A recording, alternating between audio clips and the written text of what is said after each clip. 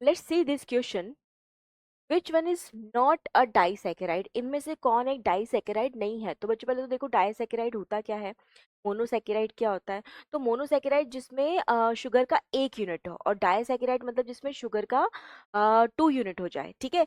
तो अब यहाँ पर कौन सी शुगर की बात कर रहे हैं, जिसमें 2 मोनोसैकेराइड यूनिट हो जाए, दो सबसे स्मॉल शुगर। अब देखिए यहाँ पर क्या है, यदि आप लैक्टोज की बात करेंगे तो लैक्टोज में भी 2 शुगर यूनिट है।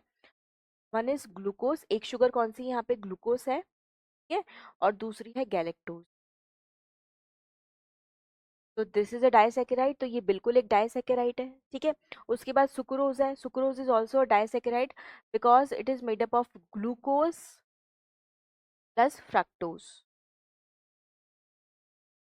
ठीक है बच्चों। तो ये भी एक डाइसैकेराइड हो जाएगा। फिर नेक्स्ट दे रखा है माल्टोज, तो माल्टोज भी एक डाइसैकेराइड है,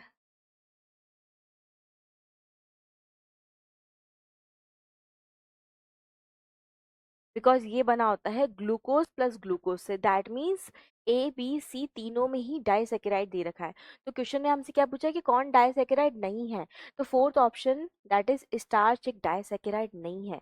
स्टार्च क्या है बच्चों, स्टार्च एक पॉलीसैकेराइड है which is made up of repetitive unit repetition of glucose, which is made up from repetition of glucose, it is a polysaccharide. ये क्या है बच्चों, एक पॉलीसैकेराइड है जो ग्लूकोज के रिपीटेटिवली आपस में जुड़ने से बनी होती है। इसमें मोनोमर क्या होता है बच्चों, इसमें मोनोमर होता है ग्लूकोज,